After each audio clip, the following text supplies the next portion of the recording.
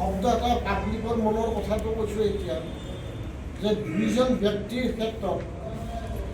CM কোন হ'ব সৰ্বানন্দ সোণোৱাল হিমন্ত বিশ্ব এনেকুৱা এটা গোটাই কথা চলি আছে আমাৰ পেপাৰত পাই সেইটো ৰিপৰ্টটো মই চাইছোঁ যে আচলতে হয় সৰ্বানন্দ সোণোৱাল হয় নে হিমন্ত বিশ্ব শৰ্মা হয় সেইটো ক্ষেত্ৰত দেখা গৈছে যে দুইজনৰ সমপৰ্যায় যদিও বা সৰ্বানন্দ সোণোৱালৰ শনিৰ দৃষ্টিৰ কাৰণে তেওঁ পিছ পৰি থকা নিচিনা হৈছে পাৰ্চনেলিটি হিচাপে আমি শনিৰ পূৰ্ণ দৃষ্টি বুলি কয় অৰ্থাৎ শনিৰ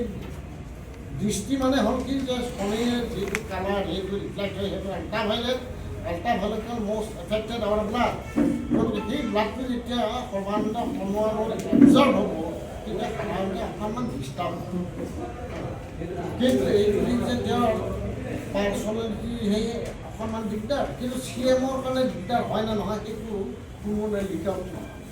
কিন্তু এইটো ঠিক যে হিমন্ত বিশ্ব শৰ্মা বহু ক্ষেত্ৰত ওপৰত আছে সেই হিচাপে আমি চিএম হিচাপে গ্ৰহণ